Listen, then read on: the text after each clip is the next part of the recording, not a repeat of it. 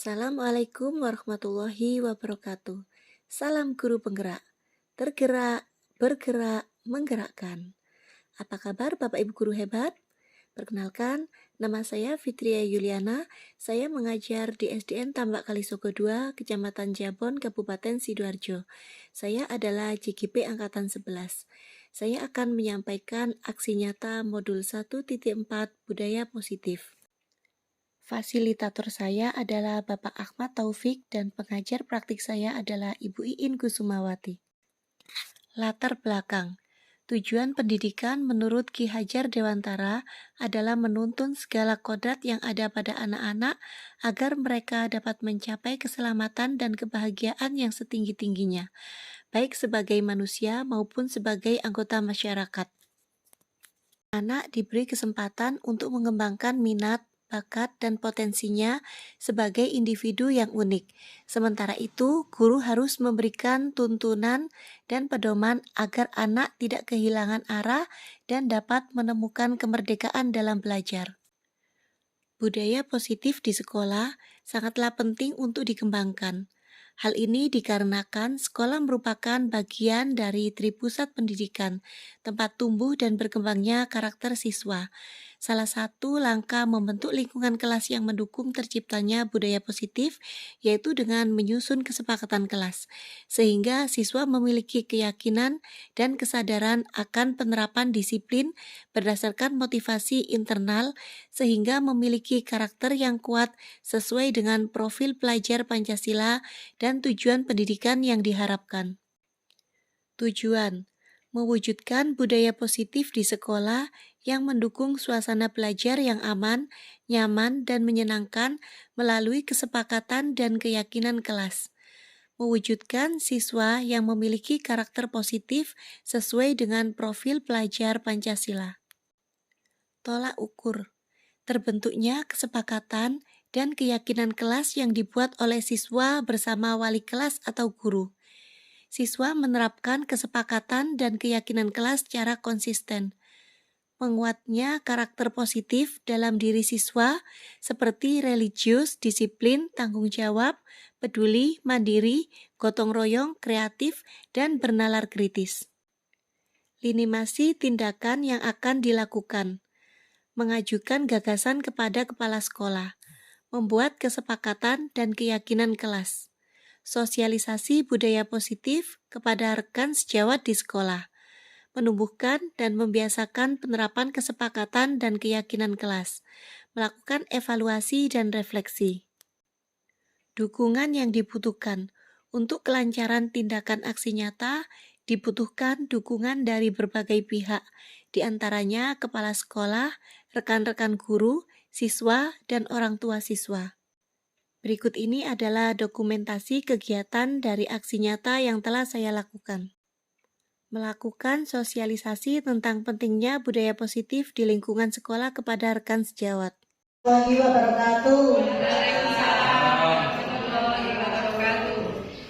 kabar Bapak Ibu guru semuanya? Alhamdulillah semuanya dalam keadaan baik ya. Bapak Ibu, terima kasih saya ucapkan atas kehadirannya di tempat ini untuk mendengarkan saya mempresentasikan tentang budaya positif. Bapak Ibu, sebelum kita mulai kegiatan ini, marilah bersama-sama kita menundukkan kepala sejenak. Marilah kita berdoa agar acara ini berjalan dengan lancar. Berdoa mulai.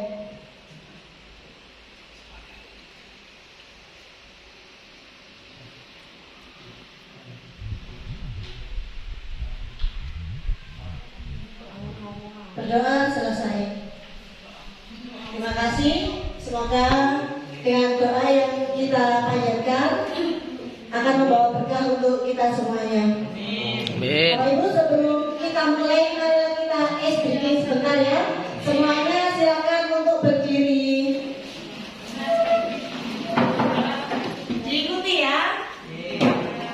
Satu jari kanan, satu jari kiri, digabung jadi satu, jadilah jembatan.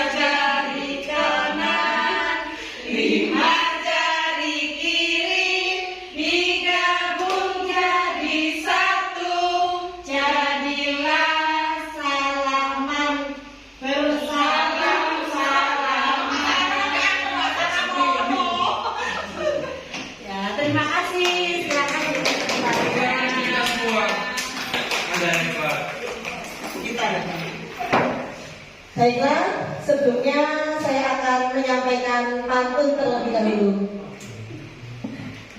Buah manggis, buah kecapi. Marilah kita masuk ke sesi presentasi. Baiklah Bapak Ibu, budaya positif di sekolah. Kenapa kita harus menerapkan budaya positif di sekolah? Agar keadaan di sekolah menjadi lebih baik karena kebutuhan dasar manusia. Jadi kebutuhan berikutnya adalah kebutuhan psikologis, kebutuhan untuk disayangi dan diterima, meliputi kebutuhan akan hubungan dan koneksi sosial, kebutuhan untuk memberi dan menerima kasih sayang, dan kebutuhan untuk merasa menjadi bagian suatu kelompok.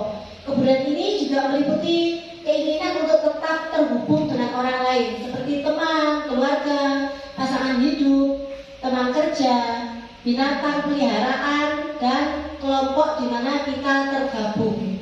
Bersalah itu dimarahi, ditunjuk, dihardik. Jadi sebagai seorang guru, hendaknya kita menghilangkan kebiasaan menghukum siswa, karena itu tidak baik untuk perkembangan anak. Kemudian panggil, kita tanya apa penyebabnya anak tersebut terlambat datang ke sekolah. Misalnya anak tersebut tidak disiplin dalam datang. Kemudian kita berikan solusinya. Apa karena dia bangun kesiangan? Apa penyebabnya bangun kesiangan? Nah itu kita berikan solusinya. Jadi bertindak sebagai teman itu lebih baik daripada menggunakan hukuman. Selanjutnya, restitusi sebuah cara menanamkan disiplin positif pada murid. Restitusi adalah proses menciptakan kondisi bagi murid untuk memperbaiki kesalahan mereka, sehingga mereka bisa kembali pada kelompok mereka dengan karakter yang kuat. Restitusi juga adalah proses kolaboratif yang mengajarkan murid untuk mencari solusi untuk masalah dan membantu murid berpikir tentang orang seperti apa yang mereka inginkan dan bagaimana mereka harus memperlakukan orang lain. Terlalu sering diberikan hadiah atas prestasi-prestasinya, maka itu satu, kadang anak bisa menjadi sombong. Yang kedua, kadang anak itu menjadi seperti ini, saya kalau tidak mendapat hadiah saya tidak mau, gitu. Ada yang seperti itu. Jadi bagaimana kita menyadarkan anak-anak pentingnya untuk meraih prestasi itu dari dalam dirinya, bukan dari luar, bukan dari hadiah. Memberikan hadiah atau hukuman itu tidak untuk jangka panjang. Untuk jangka panjangnya kita harus menyadarkan dari dalam diri anak bagaimana supaya dia bisa menjadi lebih baik seperti itu. Ya, terima kasih. Apa ada pertanyaan? Silakan.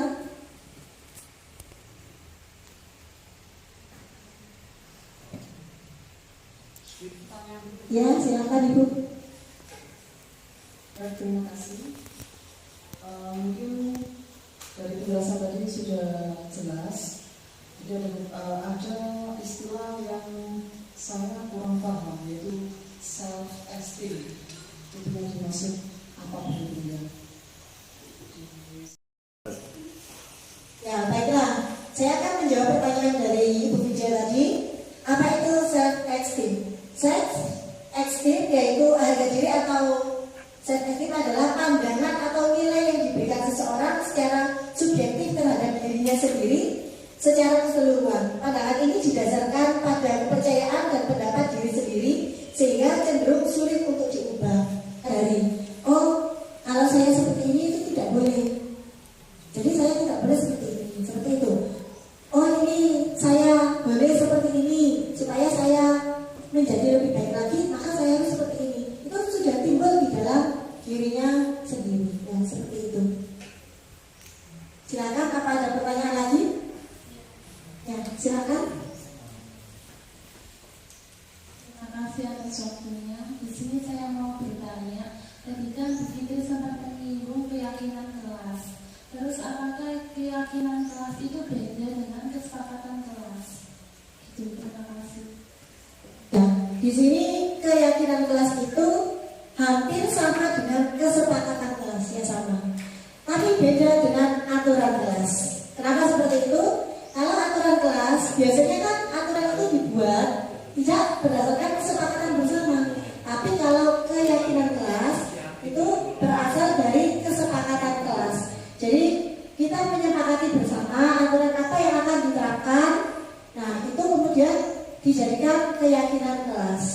Setelah adanya keyakinan kelas, anak-anak itu disadarkan juga agar tidak melanggar aturan-aturan yang ada itu.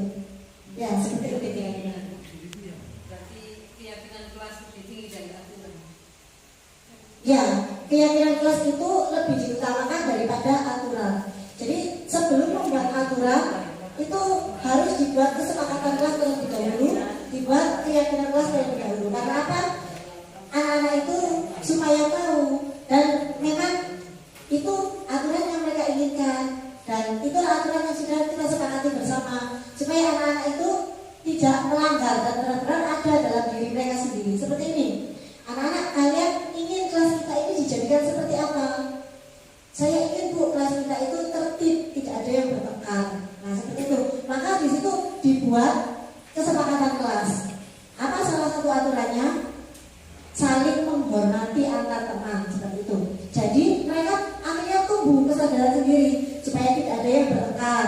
Kemudian ada lagi kesepakatan kelas yang dibuat yaitu harus saya menginginkan lingkungan yang bersih dan nyaman. Nah, karena itu dibentuklah sebuah kesepakatan kelas harus menjaga kebersihan. Nah, karena sudah kesepakatan, jadi anak-anak mengerti konsekuensinya begini. Kalau saya tidak menjaga kebersihan, maka kelas saya akan menjadi kotor. Karena apa? Saya menginginkan kelas saya itu bersih, seperti itu. Kalau aturan, mereka kesadarannya dari dalam diri itu belum mengerti. Karena tiba-tiba ada aturan disuruh menjaga kebersihan lingkungan, padahal menyapu itu capek, gitu. Karena anak masih belum menyadarinya. Tapi kalau dibuat kesepakatan kelas, dibuat keyakinan kelas, mereka itu akan menjadi sadar bahwa kebersihan itu penting supaya kita belajar bisa merasa nyaman di dalam kelas. Jadi seperti itu. Sudah, presentasi dari saya. Apabila sudah cukup, saya ucapkan terima kasih untuk Bapak Ibu semuanya. Di sini saya dan Bapak Ibu sama-sama belajar dan juga sharing. Barangkali ada masukan dari Bapak Ibu, monggo. Sudah, oke. Di sini bukan berarti saya di depan terus saya menggurui, betul. Karena di sini kita sama-sama belajar dan apabila nanti di luar dari kegiatan ini ada masukan untuk saya akan menerimanya dengan baik. Terima kasih atas kehadiran Bapak Ibu semuanya. Sebelum ditutup, mari kita berdoa terlebih dahulu. Ya. Berdoa, mulai.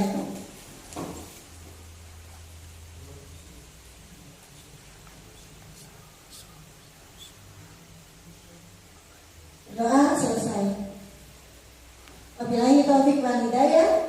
Waridho wal inayah. Wassalamualaikum warahmatullahi wabarakatuh. Membuat keyakinan kelas.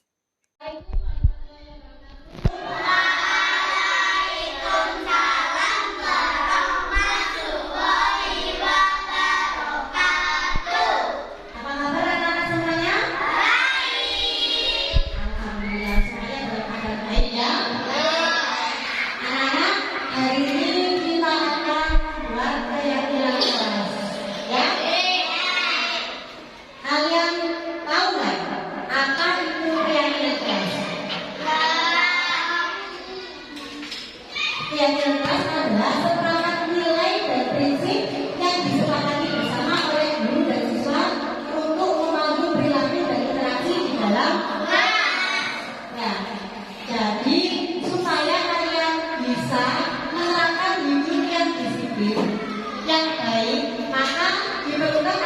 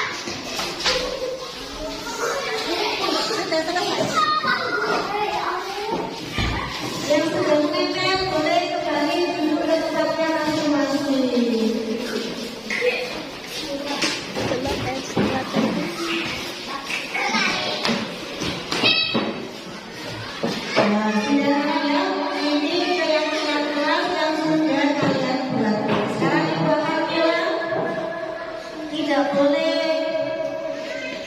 Nah ya ini saya nilai ya sesuai dengan kesepakatan yang disepakati.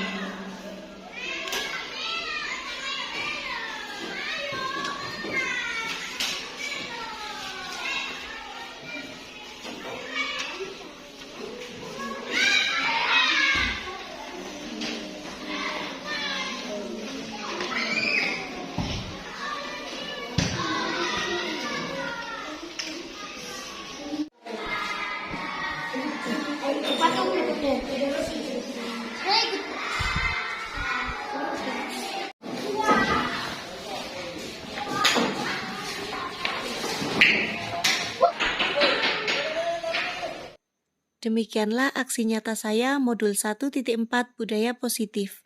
Semoga bermanfaat untuk kita semua. Terima kasih. Salam guru penggerak. Tergerak, bergerak, menggerakkan. Wassalamualaikum warahmatullahi wabarakatuh.